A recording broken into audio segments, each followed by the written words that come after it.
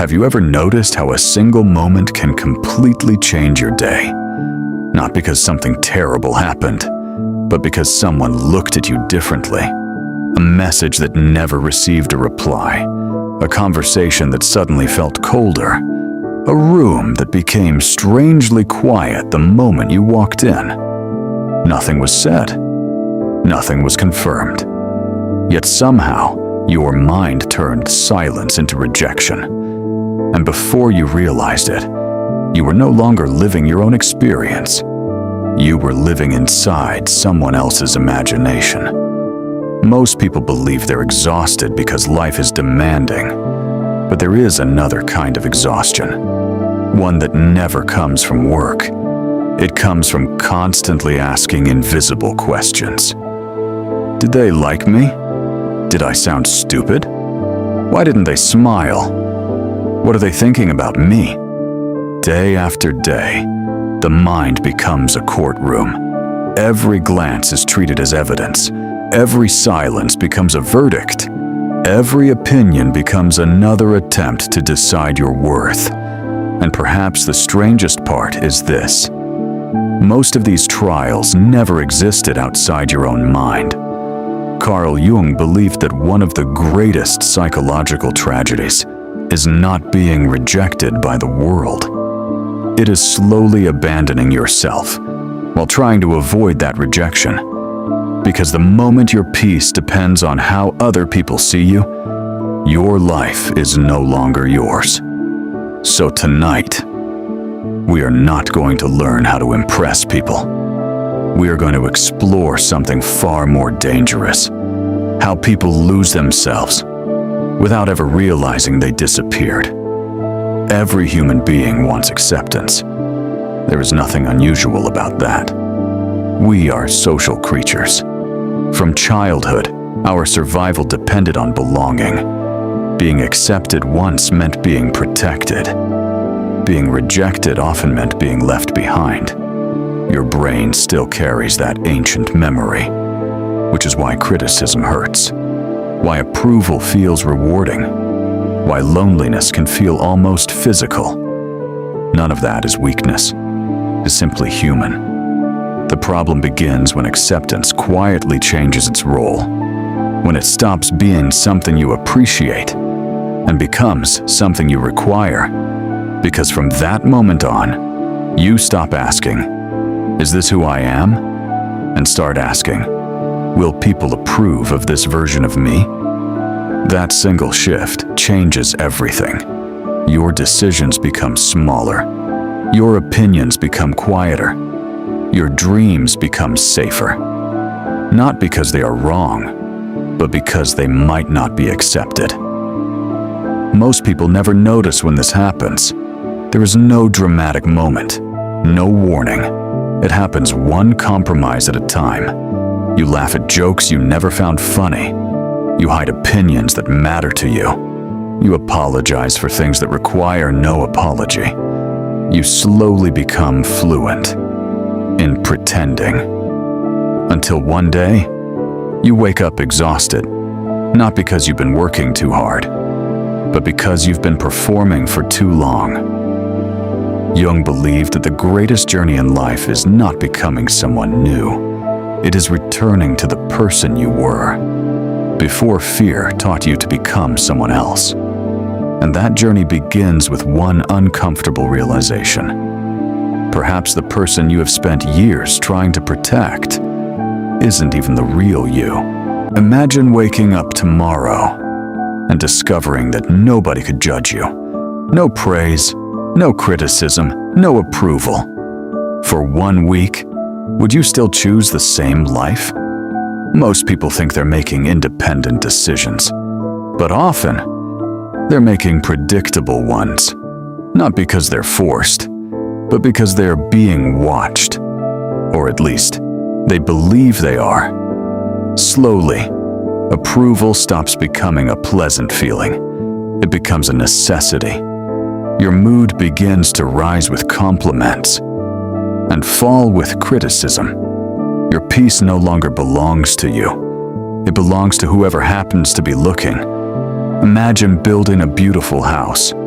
on the surface of the ocean. No matter how carefully you build, every wave changes its foundation. That's what happens when your self-worth depends on people. The world was never meant to provide permanent reassurance. Opinions change, attention fades, people move on. Yet we continue asking them to decide who we are. Carl Jung believed the greatest danger wasn't criticism. It was allowing other people to become the mirror through which you recognized yourself. Because mirrors can disappear. And when they do, many people realize they've forgotten their own face. This is how the persona is born, not through one dramatic decision, but through thousands of small compromises. You stay quiet instead of speaking honestly.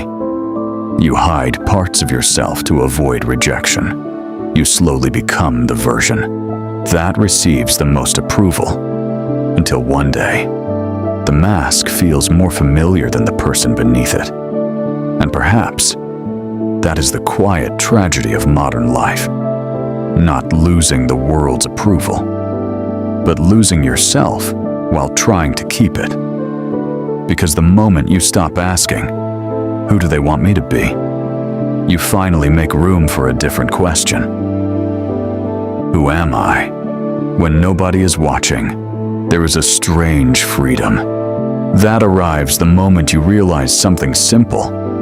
Most people are not thinking about you nearly as much as you imagine. They're busy worrying about themselves. Just as you have spent years wondering, what are they thinking about me? Someone else has been asking, what does everyone think about me? We are all trapped inside our own reflections. And once you see this, something begins to loosen. You stop performing. You stop explaining yourself. You stop chasing permission to live the life that already belongs to you. This doesn't mean becoming cold or pretending other people's opinions don't matter.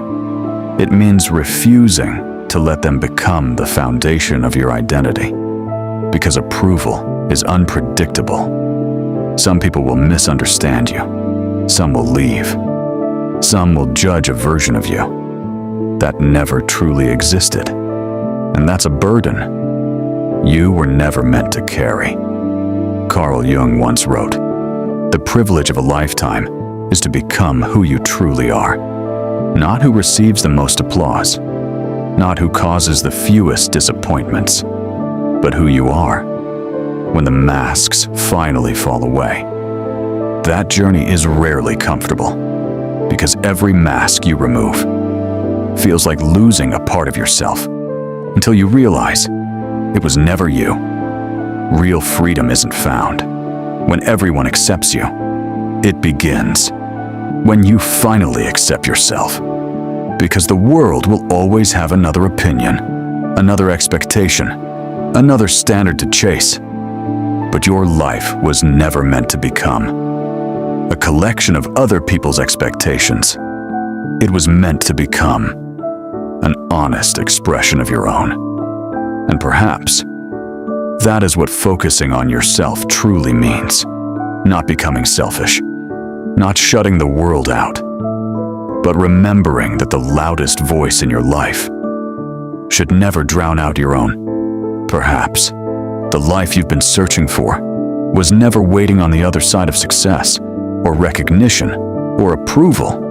Perhaps it was waiting beneath all the noise, beneath every expectation, every performance, every mask you learned to wear.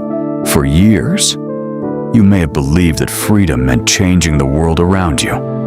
But real freedom begins much closer than that. It begins the moment you stop asking the world who you should become and start listening to the voice you've been ignoring for years. It won't arrive with applause or certainty or permission. It arrives quietly, like a lantern, lighting only the next step, not the entire path. And maybe that's enough, because no one else can tell you who you are. No amount of praise can define you. and no amount of criticism can erase you. The person you've been searching for has been walking beside you all along, waiting patiently for you to finally look within. So tonight, when a world grows quiet, ask yourself one simple question. If nobody was watching, who would I choose to become? Because the answer to that question may be the beginning of the life that truly belongs to you. If this journey resonated with you, subscribe to Echoes of Wisdom, because sometimes the greatest discoveries aren't found by looking further into the world, but by looking deeper within yourself. Until next time, keep seeking wisdom.